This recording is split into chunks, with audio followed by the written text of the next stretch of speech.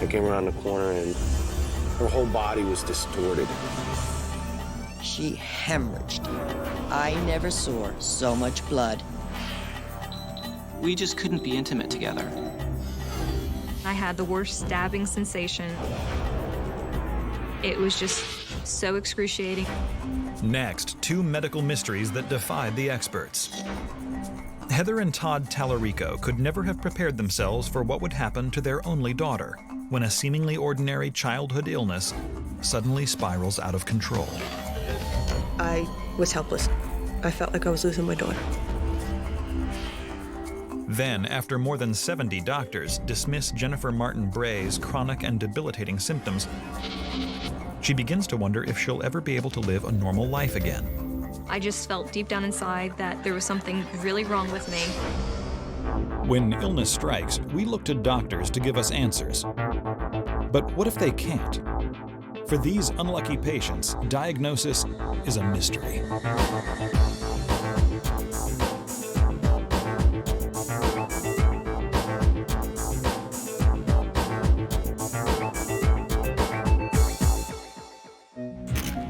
In January of 1995, New Jersey natives Todd and Heather Tallarico brought their daughter Gabby home from the hospital. It wasn't an easy first few days for the new parents, but they did their best to learn the ropes. I was young, I was 24, and I was overwhelmed.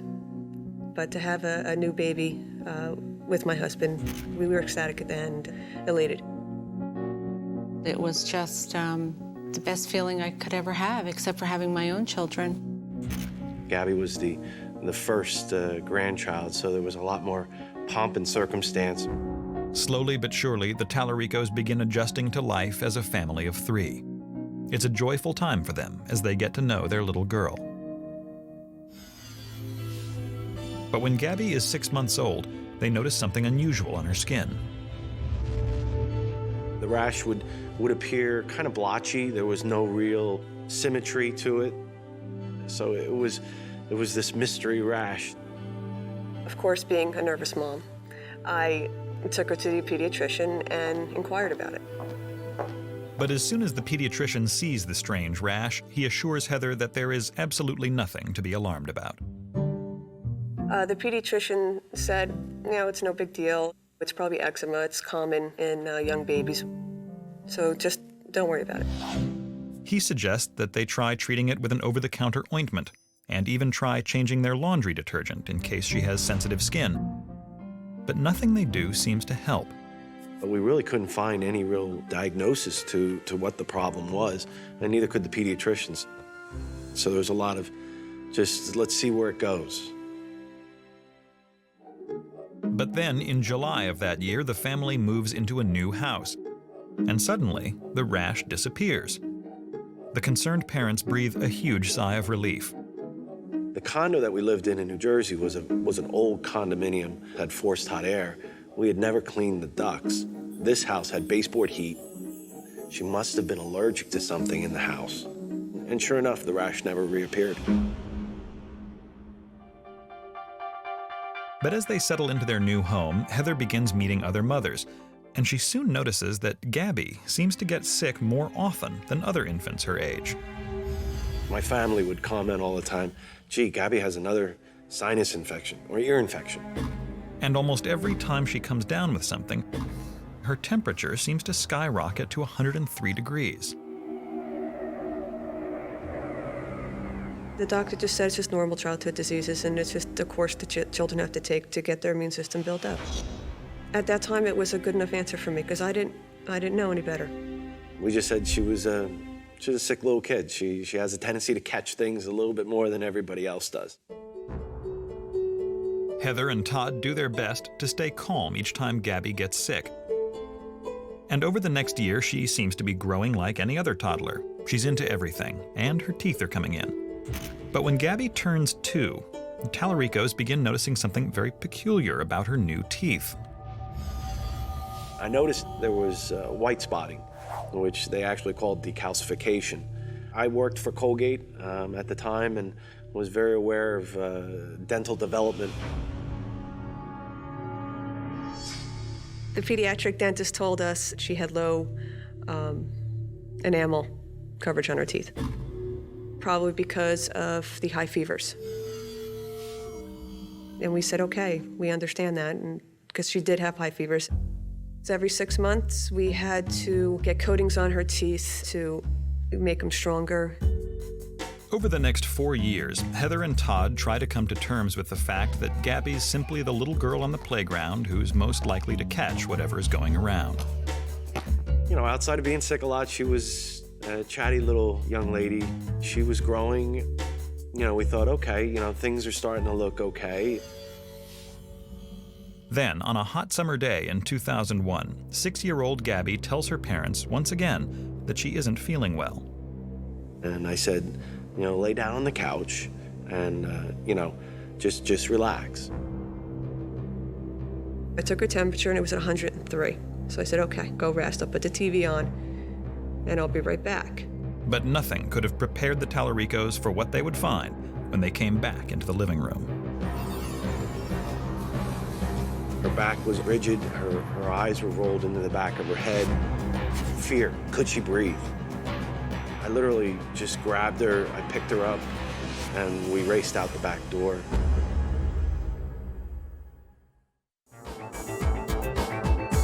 When Heather and Todd Tallarico witnessed their 6-year-old daughter experiencing a terrifying seizure, they immediately put her in the car and race her to the nearest hospital. I was scared to death. They rushed her in right away and they started working on her.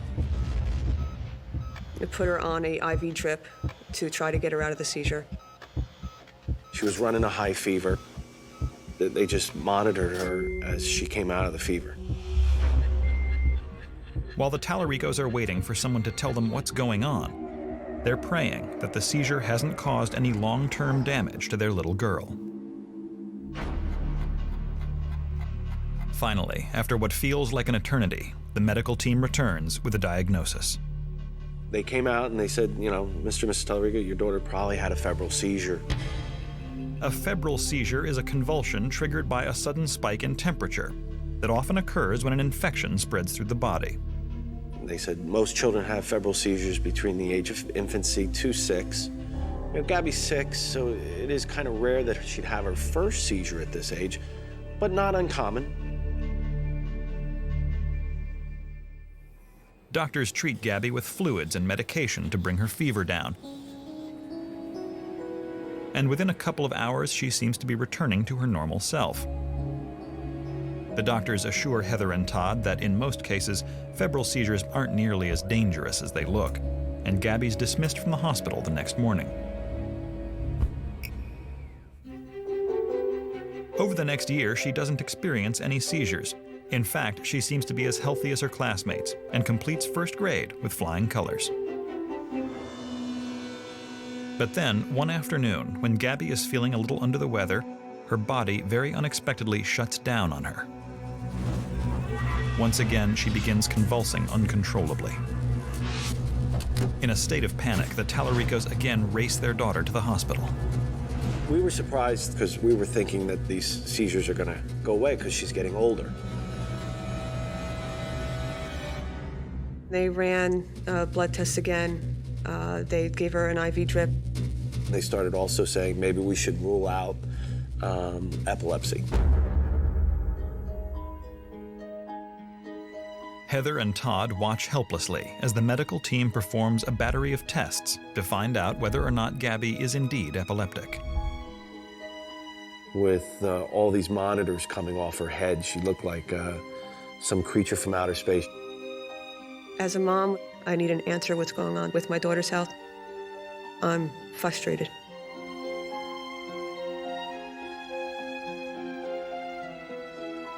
After an agonizing wait, the findings finally come in, leaving the Tallaricos with more questions than answers. All the tests come back negative. This neurologist actually said, well, there are people that have febrile seizures beyond the age of 6. There's a good chance that she could just have febrile seizures. Completely traumatized by the 2 seizures, the worried parents begin compulsively monitoring Gabby's temperature. They're confident that if they can catch a fever early enough, they'll be able to prevent another seizure. We bunkered down into the house, laid out all the meds. My husband and I would take shifts to make sure. We would set our alarm clocks to get up in the middle of the night to check on her if her fever's spiking. We were scared parents because we'd seen two, and we never wanted to see, we didn't want to see any more. Now their lives are completely centered around keeping a watchful eye on their only daughter's health. But then one morning in February of 2006, when Gabby complains she's not feeling well again, her parents come face to face with their greatest fear. I came around the corner and there she was, having this seizure. And this one was really bad. She was frothing, her whole body was distorted. It was horrible. You could just see it was so much more severe. I immediately dialed 911. Todd called me. He was hysterical and said that Gabby has gone through the worst seizure ever. We've almost lost her. Biggest issue I thought was I was losing my daughter. I thought she was gonna die.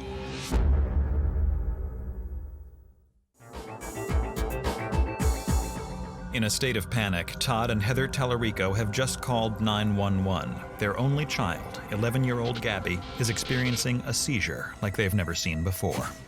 In the past, she would just come out of the seizure. This one, she wasn't coming out of.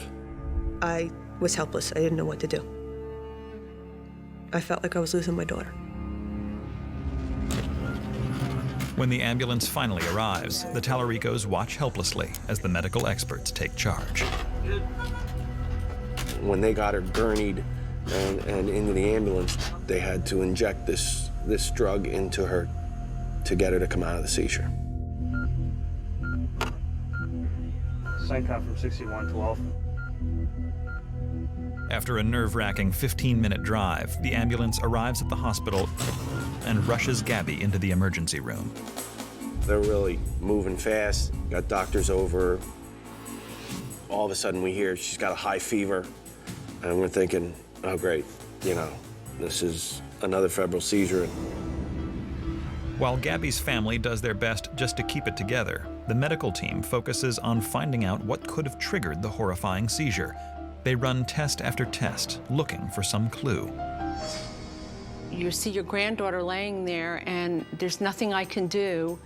It's just, I wouldn't wish it on anyone. It's a terrible, terrible feeling. When blood test results come back, the doctors do seem to have discovered a critical lead, but it's not good news. Gabby has a shockingly low calcium level. Most people have a calcium level ranging between 8 and 11. Gabby is registering a 5. A level this low is a sure sign that something is very wrong. Calcium is not only essential for strong bones and teeth, it also plays a critical role in the functioning of the heart and muscles. In the worst cases, severely low calcium levels can cause the heart to stop beating altogether. Suddenly, the clock is ticking, and doctors immediately move Gabby into the intensive care unit. All of a sudden, this calcium problem, which we had never heard about before, was called to the attention. So all of a sudden, everybody's coming in. And that's the first time we met Dr. Cerami. Pediatric endocrinologist Dr. Barbara Cerami immediately performs a head-to-toe exam. When I saw her, she wasn't actively seizing. She does have the facial twitching, and her hands were definitely stiffened and clawed. These are all critical clues, and after carefully reviewing the tests performed earlier that day, Dr. Cerami has a strong suspicion as to what's wrong with Gabby. With Gabby, because of her age and from the history that we had gathered, it is most likely that this will be hypoparathyroidism. Hypoparathyroidism is a condition in which the parathyroid glands located in the neck aren't functioning properly. In a healthy individual, the glands release the parathyroid hormone, which regulates how much calcium the body can store. In Gabby's case, her calcium levels are extremely low because her parathyroid glands are failing to release enough of the essential hormone. And we were like, excuse me? What is that? You know, She said most likely she has a deficiency where her body is not absorbing and utilizing calcium. Suddenly, seemingly unrelated symptoms begin making sense to the Tallaricos as Dr. Sarami walks them through how hypoparathyroidism affects the body. Whenever Gabby's calcium levels became too low, her body would experience what's called a hypocalcemic seizure, a neuromuscular reaction to the lack of calcium. Even Gabby's dental problems can now be explained. The low levels of calcium also resulted in weak enamel on her teeth. We thought she just had a febrile seizure. Now all of a sudden things are starting to click. And saying, hey, okay, now we're getting a diagnosis, we understand. Dr. Sarami immediately begins treating Gabby with a seemingly simple therapy, an IV of highly concentrated calcium. For the next 5 days, the Tallaricos watch their little girl regain her strength. During this time, they also begin learning how to manage Gabby's calcium levels at home with medication. And to me, it was, okay, I can live with this. And if we can prevent those seizures by her taking pills, I'm all for it. But just when her parents think they have a solid diagnosis in hand, Dr. Sarami warns them that they're not out of the woods yet. There is a critical missing piece to the puzzle that she still has to find. When we make a diagnosis of hypoparathyroidism at her age group, it is often unlikely to be an isolated condition.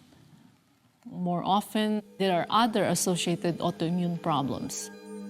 The challenge was to identify what was causing the hypoparathyroidism. Before Gabby is released from the hospital, Dr. Sarami draws more blood to test for other potential autoimmune problems. Gabby was doing well, so we're like, okay, she'll call us. I'm sure they're going to be negative. We found her diagnosis. We're happy with that. Confident that Gabby has been through the worst of it, the Tallaricos head home and wait for the lab results.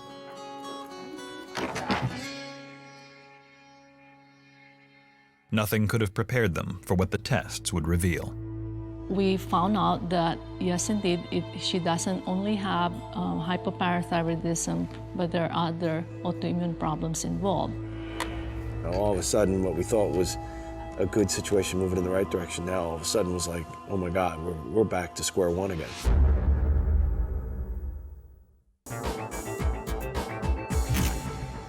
After suffering for more than 11 years from severe seizures, significant tooth decay, and frequent fevers, Gabby Tallarico has just been diagnosed with hypoparathyroidism, a rare condition that prevents her body from storing calcium. It was kind of good news because all of a sudden we could put a name to something that was causing this. But just when they think Gabby is in the clear, pediatric endocrinologist Barbara Sarami discovers that Todd and Heather Tallarico's only child also has an alarming autoimmune disorder that could wreak havoc on her already fragile body. Autoimmune disorder is basically the body producing antibodies that see its own self as being its target. So essentially, your body is attacking itself. And she says, well, we did confirm the hypoparathyroidism. However, the series of tests that we ran found an antibody in her adrenal gland. She said her adrenal gland will eventually shut down. The adrenal glands sit on top of the kidneys and are part of the endocrine system, which regulates the body's hormones. In Gabby's case, the antibody present in her adrenal glands is not attacking them yet, but could start at any moment. An antibody attacking your adrenal gland is a very serious condition. Your adrenal gland makes hormones necessary for maintenance of blood sugar, as well as maintenance of blood pressure. Now that she has confirmation that Gabby's adrenal gland is definitely involved, Dr. Sarami believes she knows what has been at the root of all the little girl's problems from the day she was born. There is only one question that needs to be answered in order to prove her theory. Did Gabby ever experience a chronic rash? Gabby had candidiasis as a child, which was the mysterious rash, which we were all trying to find out what it was, which made sense. The combination of these three conditions, the hypoparathyroidism, the adrenal gland antibody, and the candidiasis, confirms that Gabby is suffering from an extremely rare genetic autoimmune disorder that only 500 people are diagnosed with each year. I diagnosed Gabby with APS type 1, or autoimmune polyglandular endocrinopathy type 1. APS type 1 is a rare condition where basically there is failure of organs to function because of formation of antibodies attacking different organs. Depending on how APS type 1 manifests, it can ultimately lead to diabetes, celiac disorder, anemia, or hepatitis, among other diseases. This, on top of the adrenal and parathyroid gland failure, can make APS type 1 a very complicated disease. If it goes undiagnosed, it could be fatal, especially if the adrenal involvement is not diagnosed. The Tallaricos are fortunate to have caught Gabby's APS type 1 in time, but they still face many unknowns. Because the endocrine system is so critical to all of the body's functions, there's no way to predict just what will happen down the road. My fears for Gabby's health is the unknown, not knowing what can manifest. Any other disorder, you usually know where it's going to go. This is one of those where we don't know. But while there is no cure for APS type 1, by monitoring the adrenal and parathyroid glands on a regular basis through blood tests and medication, Dr. Sarami is hopeful that they will be able to help regulate the hormones they produce. Going forward, to maintain her health, she will have to be on hormone replacement for the specific deficiencies that she has, and she will also need to be monitored closely for development of other autoimmune problems. Although the Tallaricos feel lucky to finally know what's wrong with their only child, they can't help but wish the diagnosis had been different. I can't say I'm grateful or relieved to know. Certainly would like it another way, but I know that we can monitor her and she can live a long life. I feel so much healthier now. I feel like a normal kid, and I have to take pills all the time, but I'm kind of used to it now. The biggest thing I could say to any parent that's going through the questions of the unknown is dig deeper. You need to be your child's champion. And that's what we try to do for Gab, is to be her champion. Today, Gabby is an active social preteen set on becoming a scientist or possibly a chef in the future. She can do whatever she wants, or she's gonna go to college, be whatever she wants to be, and she'll take care of herself. Gabby has done very well. Since her diagnosis, her calcium levels had been maintained quite well. Gabby, knock on wood, has not had another seizure since she was diagnosed. Having a disease didn't stop me for doing basketball, soccer, swimming. Just because you have a disease doesn't mean you can't do anything.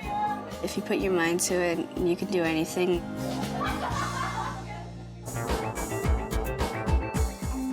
While Gabby Tallaricos' family spent the first 13 years of her life desperately trying to figure out what was causing her terrifying attacks, Jennifer Martin Bray's family could never have imagined the series of agonizing medical emergencies that would be brought on by a single bizarre symptom.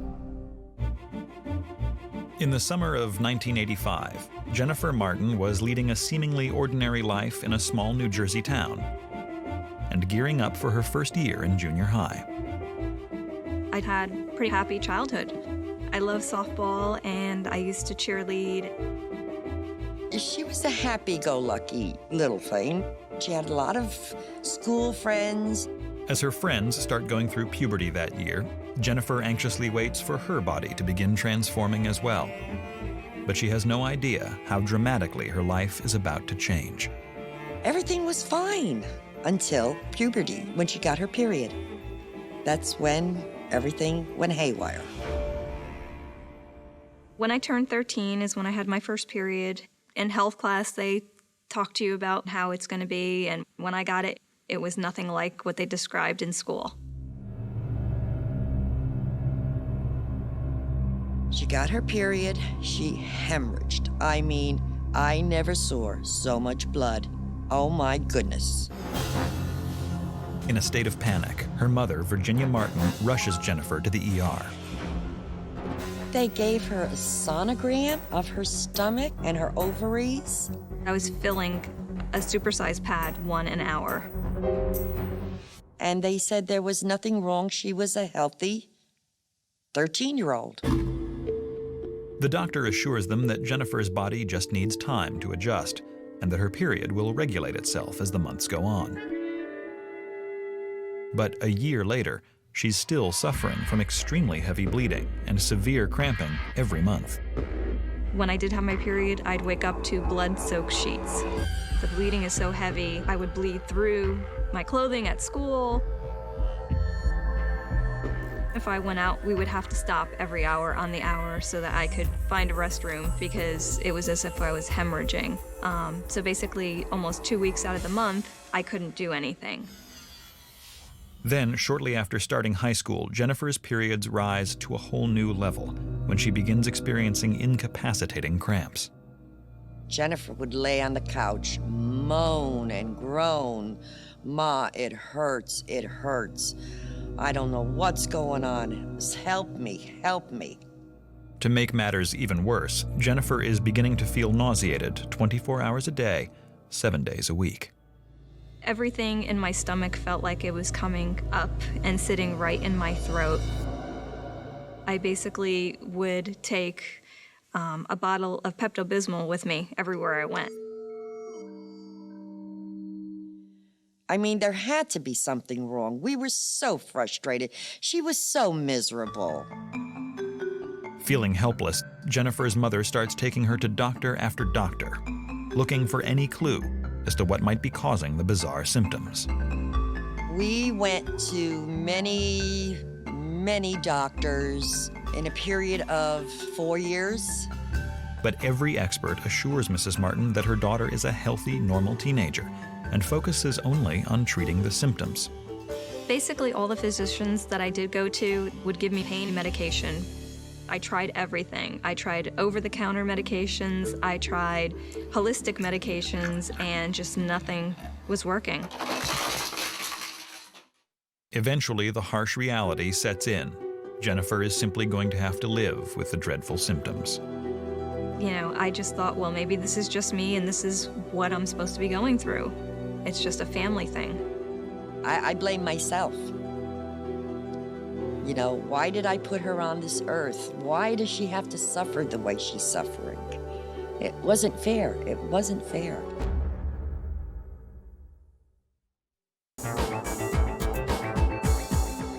Ever since the day she got her first period in 7th grade, 18-year-old Jennifer Martin has been suffering from round-the-clock nausea. And every month during her period, she bleeds so heavily that she's going through a supersized pad every hour. Every doctor she's been to is completely baffled by the strange symptoms. Then, when Jennifer begins college, a terrifying new condition begins to take over her life. The vertigo first started to be severe and on a daily basis my freshman year of college. I would close my eyes and the room would still be spinning. Vertigo is the sensation that your surrounding environment is moving, causing dizziness and disorientation. I still remember times where I couldn't even make it through the doorway because the doorway seemed to have moved on me. In college, I missed a lot of class. I would copy notes from people that were in the class, and basically I just studied from home. Distraught that her health is keeping her from experiencing a normal college life, Jennifer begins visiting another round of doctors, hoping that this time one of them will be able to figure out what's going on. We went to ENTs, we went to endocrinologists, we went to neurologists, neurosurgeons, primary cares, gynecologists, you name it, we went to it. Couldn't figure out what was wrong. They just put me on an anti-vertigo medication, but the vertigo medication did not help. The only thing I could do is just curl up in bed and just wish and pray that it would stop. Then, suddenly, after 2 grueling years of constant dizziness, the vertigo disappears. While no doctor can give her an explanation, Jennifer welcomes the reprieve. She eventually learns to manage the daily nausea and horrible periods well enough, and in 1996, Jennifer finally graduates from college. It did take me an extra year to graduate because of all the missed classes, but there was never a point where I said no, that I'm gonna quit. I just kept on going. With her degree in hand, Jennifer is feeling optimistic about her future and decides to move to Florida, where her parents have retired. Despite her ongoing symptoms, things start taking a turn for the better in Jennifer's personal life. In December of 2002, she meets Michael Bray at a nearby zoo, and soon after, the two begin a long-distance courtship. We lived 2 hours away from each other. We would see each other only on weekends. I basically would plan our weekends around the time that I did not have my period. My first impression, of course, was that she was just very beautiful, but she was very thin. I wasn't sure if she had an eating disorder, but it was something that I figured that we could work through. I told him basically everything from the get-go. I said to him that I was not a healthy person, did not know what was causing all these problems. I gave him the chance to either stay or leave. His reaction was he was in it for the long haul. Just 10 months after meeting, Jennifer and Michael tie the knot. While the newlyweds are ecstatic to have found each other, it's clear that Jennifer's illness is having an impact on their relationship. The physical relationship was difficult, and he felt bad about the situation because anytime we would be intimate, I would have severe incontinence the next day and severe IBS, and he just didn't want to put me through that. If she was feeling sick, she would just go to the bathroom and she'd be in there for an hour or two. And then she'd come back to bed and just lay down. We just couldn't be intimate together. I don't know how anyone could ever tolerate me with the way I was. Despite the heartbreaking struggle with their physical relationship, Jennifer and Michael desperately want to start a family, so they begin searching for an alternative. I did not think that I could ever have children. I just felt deep down inside that there was something really wrong with me. So we started the adoption process a few months after we got married. We started to build out the nursery. We got all the furniture and painted, nice, pretty pictures, rainbows. But as they're excitedly preparing to welcome a child into their lives, something suddenly goes very wrong. I had the worst stabbing sensation I had ever had in the whole time that I've had my period. It was just so excruciating. I couldn't stand up, I couldn't do anything. Terrified by the pain, Jennifer visits her gynecologist once again, hoping that this time he'll find some clue as to what's causing her so much distress. The exam was so painful, more painful than I've ever experienced. He could not move the uterus or anything, and he stated that I had a frozen pelvis. He did an ultrasound and stated that he saw a mass on my left ovary and that he wasn't exactly sure what it was. I lost it because immediately I thought cancer.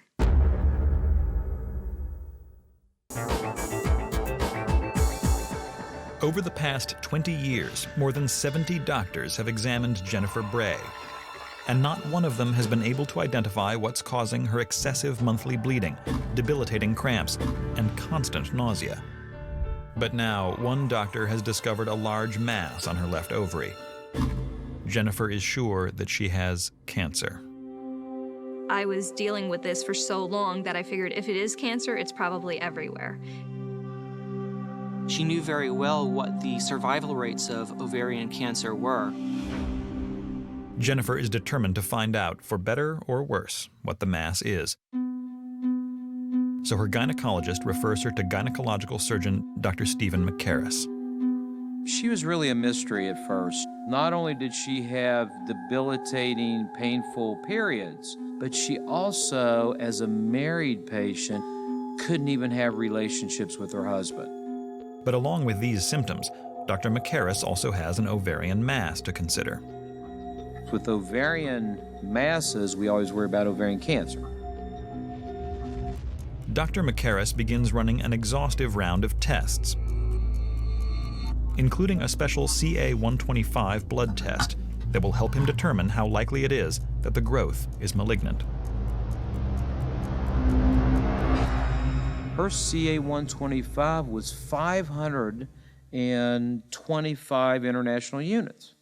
525. Normal is 0 to 35.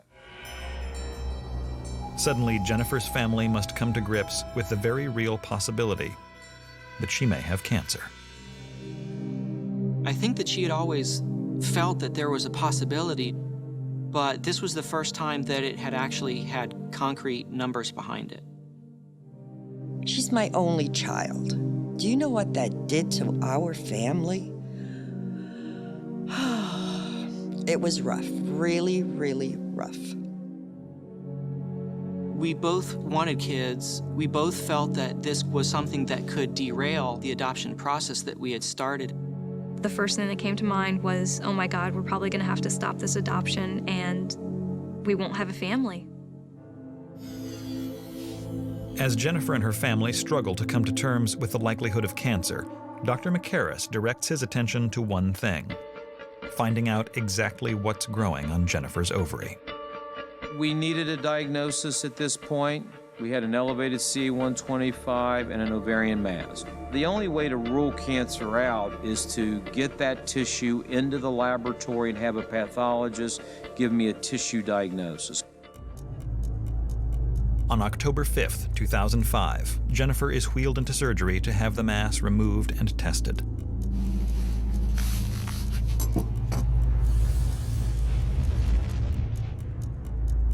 When I was in the waiting room, I paced up and down like a tiger in a cage. I did feel that this was a turning point. You know, all the other doctors had given her, drugs or supplements or vitamins. This was a real intervention that I felt was really going to make everything better. Back in the OR, Dr. McCarris carefully explores Jennifer's lower abdomen laparoscopically, using a tiny camera on the end of a thin guide wire. And what he sees is shocking. Both ovaries had masses that had grown and expanded to fill her entire pelvic cavity. And the ovaries, which are normally the size of a golf ball, had grown into the sizes of baseballs. I diagnosed Jennifer Bray with stage 4 endometriosis of her entire pelvic organs. Endometriosis occurs when the tissue that lines the uterus grows outside of it, most often on the ovaries and other pelvic structures. During a normal menstrual cycle, this tissue breaks down and leaves the body through the vagina. But with endometriosis, the lining of the uterus recedes back into the pelvis, attaches to other organs, and grows. This results in internal bleeding and inflammation, and can cause extraordinary pain, infertility, and bowel and urinary bladder problems. Jennifer Bray is in my top 10 list of patients with this disease. In fact, Jennifer's endometriosis has invaded her entire pelvic region, including her ovaries, uterus, and fallopian tubes. The extent of the growth is so severe, Dr. McCarris has no choice but to remove all of Jennifer's reproductive organs in order to prevent the endometriosis from attacking any other part of her body. I think if Jennifer would have continued on the path she was taking, that she would have had major complications from this disease. Jennifer was very close to having rectal endometriosis. Rectal endometriosis then increases the morbidity associated with the disease. After after surgery, when Jennifer comes to, Dr. Macaris explains to her the difficult decision he had to make. Being only 34 and going through a hysterectomy, I guess would be hard for most people. I took it like a trooper, and I just figured I don't have to worry about periods. I don't have to worry about anything anymore. Finally, after more than 20 years of living with this mysterious illness, the bizarre symptoms that were controlling Jennifer's life for so long begin to make sense. The symptoms associated with endometriosis classically are painful periods, pain with intercourse, and irregular menses. Dr. Macaris explains that Jennifer's constant nausea was likely a result of the agony she was experiencing from the other symptoms. Her presentation was pain. I'm nauseated, I can't eat, I'm losing weight, and I'm wasting away. But while she presented many classic symptoms of the disease, the vertigo she experienced is a little trickier to understand. The one unique fact about endometriosis, it can develop and affect any part of the human body. So I guess it's possible or conceivable that Jennifer had endometriosis of the inner ear. That's just a theory, but this disease is a very unbiased disease. Finally securing a diagnosis after all these years is a watershed moment for Jennifer and her whole family. But they're not in the clear yet. She still needs to find out the results of the cancer pathology reports. After 3 days in the hospital, Jennifer returns home and waits for the call from Dr. Macaris.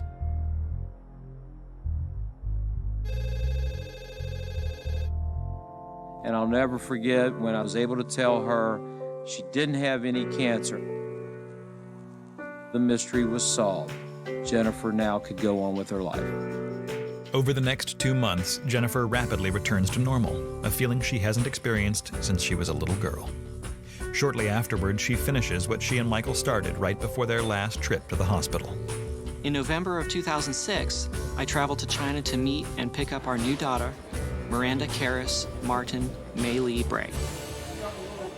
Jennifer is thrilled to have her life back, but can't help but wonder why so many doctors dismissed her symptoms over and over again. Endometriosis is one of the most common gynecological diseases, affecting more than 5.5 million women in North America alone. This disease is likened the great imitator. And the patient gets turfed from this doctor to that doctor to this test to that test. So the next thing you know, the doctor has lost sight of the problem. The knee-jerk fix is give her a prescription for pain medicine. Today, Jennifer is a vibrant, healthy 35-year-old woman who is determined to put her past behind her and live for the future. Jennifer has taught me that no matter how bad things get, if you work through the problems that you have, good things will happen for you in the end.